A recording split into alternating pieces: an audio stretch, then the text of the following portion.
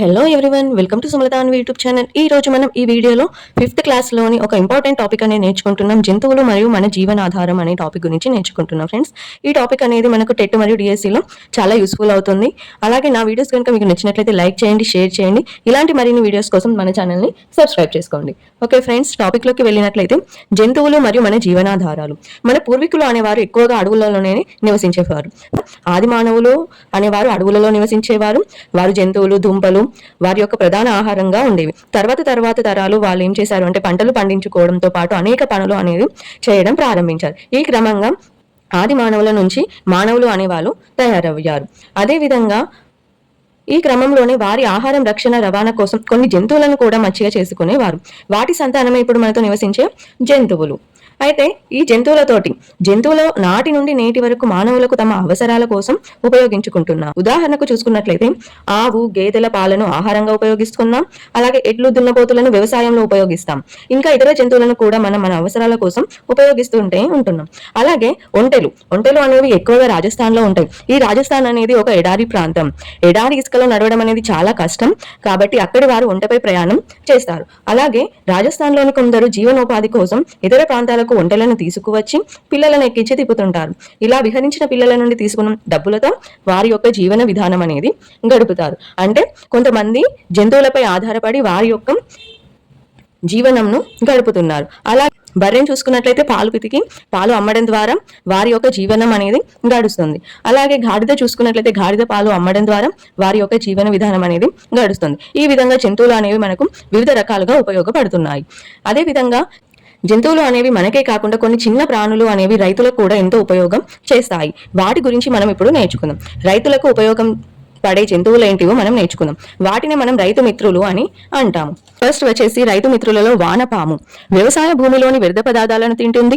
వానపాము విసర్జించే పదార్థం భూమికి బలాన్ని ఇస్తుంది.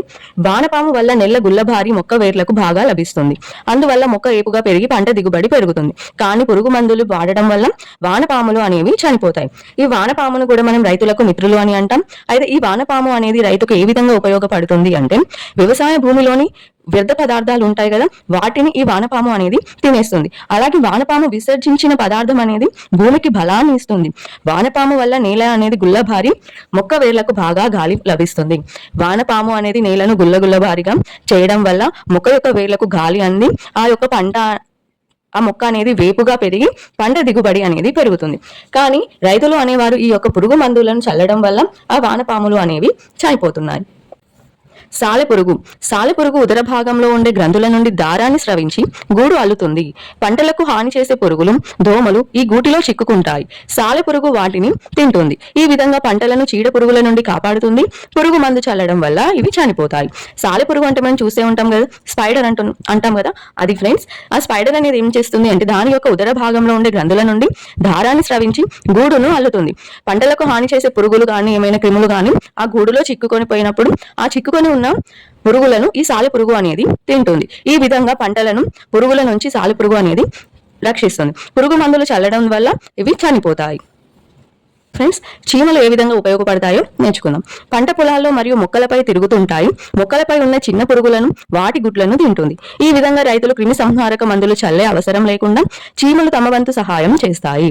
చీమలు అనేవి ఏం చేస్తాయి అంటే పంట పొలాల్లో మరియు మొక్కలపై అవి తిరుగుతూ ఉంటాయి. ఆ మొక్కలపై ఉండే చిన్న చిన్న పురుగులను కానీ గుడ్లను కానీ ఈ చీమలు అనేవి తింటూ ఉంటాయి. ఈ విధంగా రైతుకు మందు చల్లే అవసరం లేకుండా చీమలు అనేవి తమ వంతు సహాయం రైతులకు అందిస్తూ ఉంటాయి. నెక్స్ట్, పాము. పంట పొలాలని, ధాన్యపు కంకుల్ని కొరికి నాశనం చేసే ఎలుకల్ని తిని రైతులకు మేలు చేస్తుంది. వాస్తవంగా నాగుపాము, కట్లపాము, సముద్రపు పాము, రక్తపింజర జాతి పాములకే విషయం ఉంటుంది. పాములు కూడా రైతులకు నేస్తాలే. పాములు ఏం చేస్తాయి అంటే ఎలుకల్ని తిని రైతుల యొక్క ధాన్యాన్ని కానీ పంట పొలాన్ని కానీ రక్షిస్తాయి. కానీ మనం ఏం చేస్తాం, పామును చూడంగానే భయపడి దానికి ఏదో హాని కలిగించాలని చూస్తాం. కానీ అన్ని పాములు కూడా విషమైనవి కాదు. ఒక నాగుపాము, కట్లపాము, సముద్రపు పాము, రక్తపింజర జాతికి చెందిన పాములు మాత్రమే విషమైన పాములు. ఒకవేళ ఏదైనా పాము అనేది వీటికి మాత్రమే విషం ఉంటుంది. మిగతా ఏ పాము కూడా విషం అనేది ఉండదు. ఏదైనా విషసర్పం కరిచినప్పుడు ఏం చేయాలి అంటే మంత్రాలకు బదులుగా వైద్యులను సంప్రదించడం అనేది చాలా మంచిది. ఈ పాములు అనేవి తమంతట తాము హాని కలిగించవు. ఎప్పుడైతే మనం వాటికి హాని కలిగిస్తామో వాటి యొక్క ఆత్మరక్షణ కోసం మాత్రమే అప్పుడు అవి మనకు హాని కలిగించడానికి చూస్తాయి. ఈ పాములు కూడా రైతుల యొక్క మిత్రులు. ట్రికోగ్రామా అనేది జాతీయ వ్యవసాయ పరిశోధన మండలి శాస్త్రవేత్తలు ప్రయోగశాలలో సృష్టించారు. ఇవి వారం రోజులు మాత్రమే నివసిస్తాయి. పంట పాడు చేసే పురుగుల గుడ్లను నాశనం చేస్తుంది. ట్రికోగ్రామా అనేది అది సహజంగా పుట్టిన జంతువు కాదు. దీనిని శాస్త్రవేత్తలు తమ ప్రయోగాలలో కనుగొన్నారు. దీని యొక్క జీవితకాలం వచ్చేసి వారం రోజులు మాత్రమే ఈ ట్రికోగ్రామా అనేది నివసిస్తుంది. పంట పాడు చేసే పురుగులు ఉంటాయి కదా, వాటి యొక్క గుడ్లను ఈ ట్రికోగ్రామా అనేది తింటుంది. చాలా చాలా ఇంపార్టెంట్ ఫ్రెండ్స్, గుర్తుంచుకోండి, నోట్ చేసుకోండి. అసలు స్కిప్ చేయకుండా మొదటి నుంచి లాస్ట్ వరకు చూడండి. జంతువుల వల్ల కలిగే ఇతర ప్రయోజనాలు. మనకు పాలు, గుడ్లు, మాంసం, చర్మం లాంటివి జంతువుల నుండే లభిస్తాయి. అంతేకాకుండా జంతువులు రవాణా కూడా ఉపయోగపడతాయి. గిరిజన అడవుల్లో రాలిన నెమలి ఈకలతో విసన్నకర్రను తయారు చేసి సంతలో అమ్ముతారు. ఎద్దుల కొమ్ములతో గుండీలు తయారు చేసే పరిశ్రమలలో ఉన్నాయి. గుండీలను విదేశాలకు కూడా ఎగుమతి చేస్తున్నారు. జంతువుల వల్ల మనకు అనేక రకాల లాభాలు అనేవి కూడా ఉన్నాయి. ఏ విధంగా అంటే జంతువుకు వచ్చే పాలు, గుడ్లు, మాంసం, చర్మం లాంటివి ఏం చేస్తాం మనం, అవన్నీ కూడా జంతువుల నుండే వస్తాయి. పాలను మనం తాగుతూ ఉంటాం, గుడ్లను తింటూ ఉంటాం, మాంసం కూడా మనకు ఆహారంగా ఉపయోగించుకుంటున్నాం. కాబట్టి జంతువుల వల్ల మనకు అనేక రకాల లాభాలు అనేవి ఉన్నాయి. అంతేకాకుండా జంతువులను రవాణాకు కూడా ఉపయోగిస్తుంటాం. గిరిజనులలో అడవిలో రాలిన నెమలి ఈకలతో విసన్నకర్రను తయారు చేసి వారు సంతలో అమ్ముతారు. అలాగే ఎద్దు కొమ్ములు ఉంటాయి కదా ఫ్రెండ్స్, ఆ ఎద్దు కొమ్ములతో గుండీలు తయారు చేసే పరిశ్రమలు అనేవి ఉన్నాయి. ఈ గుండీలను విదేశాలకు కూడా దిగుమతి చేస్తూ ఉంటారు. అదే విధంగా తేనెటీగల నుండి తేనె అనేది లభిస్తుంది. గొర్రెల నుండి ఉన్ని లభిస్తుంది. దాని నుండి మనం స్వెటర్లు, షాల్వాలు అనేవి తయారు చేసుకుంటాం. అలాగే లెదర్ బ్యాగులు అనేవి జంతువుల చర్మంతో తయారు చేస్తారు. ఇవన్నీ కూడా ఏంటివి, జంతువుల యొక్క ఉపయోగాలు. దంతాల కోసం ఏనుగుల్ని, చర్మం కోసం పులిని, జింక, పాము మొదలగు జంతువులను చంపుతారు. దంతాల కోసం ఏం చేస్తారు, ఏనుగుల్ని, చర్మం కోసం పులిని, జింక, పాము మొదలగు వాటిని చంపుతూ ఉంటారు. ఈ విధంగా చంపడం అనేది నేరం. కాబట్టి జంతువులను మన అవసరాలకు వినియోగించుకుంటున్నాం కాబట్టి వాటికి ఎలాంటి హాని కలగకుండా చూసుకునే బాధ్యత కూడా మనదే. మనకు గాలి, నీరు, ఆహారం, దుస్తులు, నివాసం మొదలగునవి ఏ విధంగా అవసరమో వీటితో పాటు కలిసి జీవించడం, ప్రేమ, కరుణ, ఆదరణ వంటివి కూడా అతి ముఖ్యమైనవి. ఇవన్నీ జంతువులకు కూడా అవసరమే. ఓన్లీ మానవులకే కాకుండా ఇవన్నీ కూడా జంతువులకు కూడా అవసరమే. ఒకవేళ జంతువులను చంపినట్లయితే మనకు శిక్ష అనేది ఉంటుంది. ఇప్పుడు దాని గురించి నేర్చుకుందాం. వన్యప్రాణి చట్టం 1971లోని షెడ్యూల్ 1 ప్రకారం పులి, ఏనుగు, నెమలి మొదలైన అడవి జంతువులను వేటాడడం, విక్రయించడం నేరం. ఈ నేరానికి పాల్పడిన వారికి 3 నుండి 7 సంవత్సరాల జైలు శిక్ష, అలాగే ₹1,00,000 వరకు జరిమానా విధిస్తారు. ఏం చేస్తారు, ఎవరైతే జంతువులకు హాని చేయాలని వేటాడడం కానీ చేస్తారో, విక్రయించడం చేస్తారో అలాంటి వారికి జైలు శిక్ష ఉంటుంది.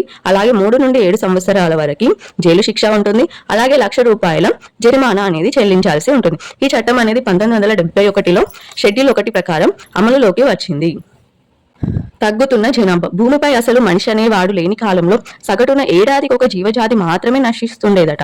అది ప్రకృతి సహజమే, కానీ నేడు మాత్రం ప్రతి 20 నిమిషాలకు ఓ జాతి కనుమరుగవుతుంది.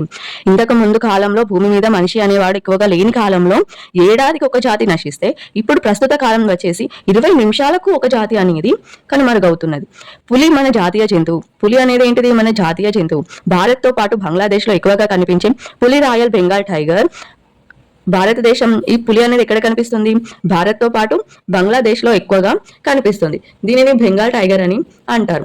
ఒకప్పుడు పులులు వేల సంఖ్యలలో అడవులో ఉండేవి, కానీ ప్రస్తుతం దేశంలో పులుల సంఖ్య అనేది బాగా తగ్గిపోయింది. అలాగే పులుల సంఖ్య తగ్గడంతో పాటు పులులతో పాటు బట్టమేక పక్షులు, కలివికోడి, ఉంగనూరు, ఆవుల సంఖ్య రోజు రోజుకు తగ్గుతూ ఉండడం అనేది ఆందోళనకరం. ఏంటిది, ఒక పులులే కాదు అన్ని జాతుల జంతువులు కూడా రాను రాను అంతరించిపోతున్నాయి అని చెప్పుకోవడం అనేది చాలా బాధగా ఉంది. గత కొన్ని సంవత్సరాలుగా మన రాష్ట్రంలో రాబందు పక్షి జాతి కనిపించడం లేదు. రాబందు జాతి పక్షి అనేది అసలు మన రాష్ట్రంలో కనిపించడం లేదు. మీ ప్రాంతంలో దీని ఆచూకీ కనబడితే వెంటనే తెలియజేయాలని తెలంగాణ జీవ వైవిధ్య మండలి విజ్ఞప్తి చేస్తున్నది. ఆచూకీ తెలిపిన వారికి ₹2,00,000 బహుమతి అందిస్తామని ప్రకటించడం విశేషం. ఏం చేశారు రాష్ట్ర ప్రభుత్వం వారు, తెలంగాణ ప్రభుత్వం వారు, ఈ యొక్క రాబందు పక్షి అనేది కనుమరుగవుతుంది, మాకు కనిపించడం లేదు, ఎక్కడైనా కనిపిస్తే మాకు ఇన్ఫర్మేషన్ చేయగలరు అని వారికి ఇన్ఫర్మేషన్ ఇచ్చిన వారికి ₹2,00,000 బహుమతి ఇస్తామని చెప్పడం అనేది ఒక విశేషం. నెక్స్ట్ ఫ్రెండ్స్, లాస్ట్ టాపిక్ జీవ వైవిధ్యం, బయోడైవర్సిటీ.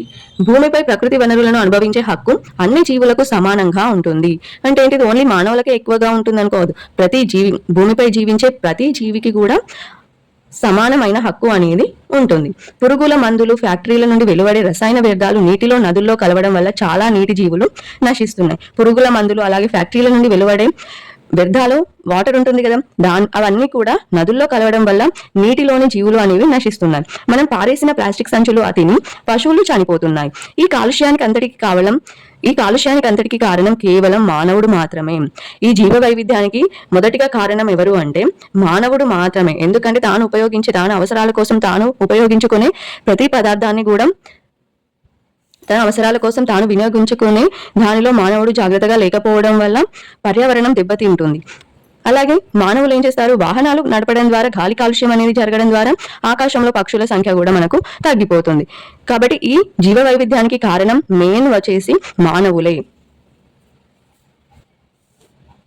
మరి ఈ జీవ వైవిధ్యాన్ని తగ్గించాలంటే మనం ఎలాంటి పనులను చేయాలి అంటే మన పాఠశాలల్లో కానీ, ఇండ్లలో కానీ, ఆవరణంలో కానీ చెట్లను పెంచాలి. అలాగే అడవులను నరికేయకుండా చూడాలి. ఒకవేళ రోడ్ల నిర్మాణం కోసం కానీ, కర్మాగారాల నిర్మాణం కోసం కానీ చెట్లను నరికి వేసినట్లయితే ఏం చేయాలి అంటే దానికి ప్రత్యామ్నాయంగా మనం వేరొక చోట మళ్ళీ మొక్కలను నాటడం అనేది మంచిది. అలాగే మన చుట్టూ ఉన్న జంతువులపై కానీ, పక్షులపై కానీ కరుణ దయ అనేది చూపాలి. వాటికి ఆహారం అనేది ఇవ్వాలి. చేపలు, వివిధ రకాల జీవులకు నిలయమైన చెరువులు, నదులు, జలాశయాలను కలుషితం చేయడం అనేది చాలా తప్పు. ప్లాస్టిక్ సంచులు, వ్యర్థ పదార్థాలు మొదలైన నీటి వనరుల్లో వేసి నీటిలో ఉన్న ప్రాణుల వినాశనానికి కారకులు కారాదు. అసలు ప్లాస్టిక్ సంచులు కానీ వ్యర్థ పదార్థాలను నీటిలో వేయకుండా డస్ట్ బిన్స్ లో వేయడం అనేది చాలా ఉత్తమం.